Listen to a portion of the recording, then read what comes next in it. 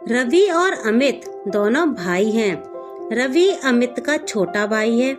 दुनिया वालों की नजर में दोनों एक ही घर में रहते हैं, पर दोनों का रहना बिल्कुल अलग अलग था। सिर्फ वह एक घर में इसलिए रहते थे ताकि समाज में वह दिखा सकें कि उनका परिवार बहुत अच्छा है। रवि जो छोटा था वह घर की ऊपरी मंजिल पर रहता था। एक दिन रवि के बच्चे छत पर क्रिकेट खेल रहे थे तो नीचे बहुत तेज आवाज आ रही थी। वही जेठानी के बच्चों का एग्जाम था जो नीचे पढ़ाई कर रहे थे। तो जेठानी बोली, ऊपर इतनी तेज क्रिकेट मत खेलो, नीचे पढ़ाई में डिस्टर्ब हो रहा है।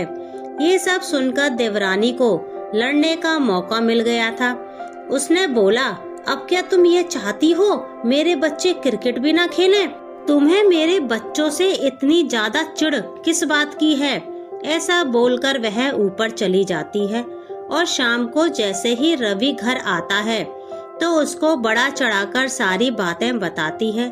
जेठानी जी हमारे बच्चों को खेलने नहीं देती, जब भी बच्चे खेलते हैं उनको डांटती हैं। ऐसी बातें करके रवि के कान भर देती है।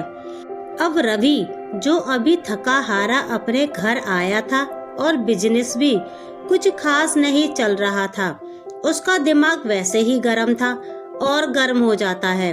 तो वह नीचे जाकर अपने भाई को खरी खोटी सुनाकर आता है और बोलता है, क्या तुम मेरे बच्चों को खेलने भी नहीं देना चाहते हो? इतनी ज्यादा तुम्हें चिढ़ किस बात की है? अमित रवि को बचपन से ही बहुत प्यार करता था। अपने छोटे बच्चे की तरह उसको पाला था और उसको गुड्डू कहकर बुलाता था। रवि की बातें सुनकर अमित बोला, गुड्डू तुझे कोई गलतफहमी हो रही है, ऐसा कुछ नहीं है मेरे भाई। लेकिन गुड्डू कहाँ मानने वाला था, उसके तो कान भर दिए थे। उसने अमित को उल्टा सीधा बोला और ऊपर चला गया। अब ऐसे ही घर में रात दिन किसी न किसी बात पर देवरानी और जेठानी में कलेश होता रहता था। देवरानी जो अपने आप को थोड़ा सा जेठानी से बढ़कर मानती थी, वह सोचती थी कि मैं कुछ ज्यादा पढ़ी लिखी हूँ और होशियार हूँ। इसी बात का उसको घमंड था। एक दिन देवरानी छत पर कपड़े इस तरीके से डालती है कि जेठानी का आंगन पूरा गीला हो जाता है और उसमें कई बार बच्चे फिसलकर गिर जाते हैं और उनको चोट भी लग जाती है। जब जेठानी बोलती है कि इन कपड़ों को कहीं और डाल दो, यहाँ नीचे पानी हो रहा है और बच्चे गिर रहे हैं, तो यह सब बातें सुनकर देवरानी लड़ने को आ जाती है और बोलती है कि अब हम कपड़े भी नहीं सुखा सकते इस घर में, तुम मेरी सास बनने की कोशिश मत करो। इस तरीके से दिन रात उनके घर में कलेश होता रहता था। दिन भर की यह सब बातें देवरानी अपने पति रवि को बताती है और फिर रवि यह सब बातें सुनकर बोलता है, मुझे लगता नहीं इतना सब कुछ यह लोग कर रहे होंगे जितना तुम मुझे बता रही हो। कविता जो रवि की पत्नी है वह कहती है, तुम्हें मुझ पर यकीन नहीं है? और कविता रोने लगती है। तो रवि कहता है, ठीक है, अब मैं इन लोगों की हरकतों पर नजर रखूंगा। तो वह घर के आंगन में सीसीटीवी कैमरा लगा देता है और कविता से बोलता है, देखो अब मैंने सीसीटीवी कैमरा लगा दिया है, अब यह लोग जो भी करेंगे मुझे मेरे मोबाइल पर दिखता रहेगा और अब तुम्हें मुझे कुछ बताने की जरूरत नहीं है। इन लोगों की हरकतों को मैं मोबाइल पर ही देख लूंगा। ऐसा बोलकर वह घर से चला जाता है। कुछ दिनों बाद जब रवि अपने काम के सिलसिले में बाहर गया होता है तो वह अपने मोबाइल पर अपने घर की गतिविधियों को चेक कर रहा होता है। तो वह देखता है कि एक गाड़ी अचानक से उनके गेट पर रुकती है और उसमें से एक आदमी दरवाजा खटखटाता है और रवि का भाई अमित जो कि घर में ही होता है दरवाजा खोलता है।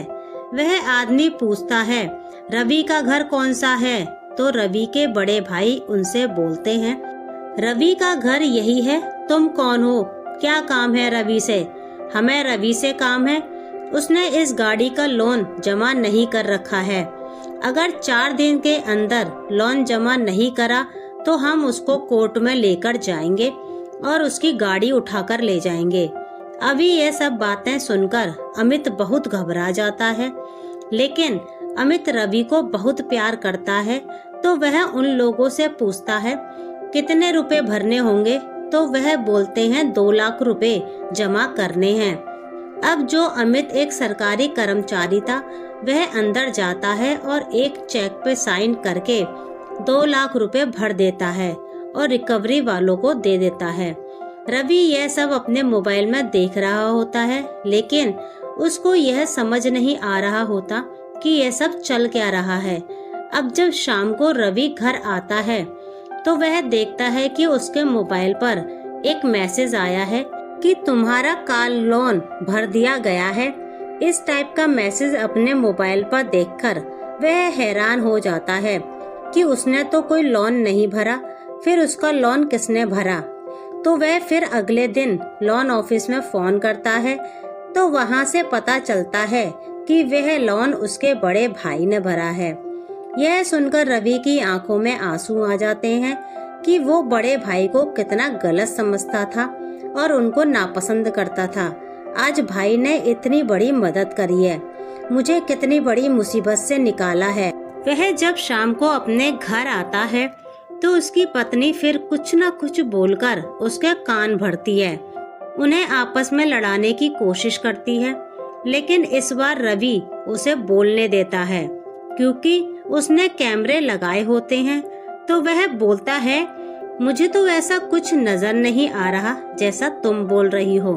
अब उसकी पत्नी परेशान हो जाती है और सोचती है यह कैमरे तो बड़ी आफत लगवा ली है, इससे तो मेरा प्लान सफल नहीं हो रहा।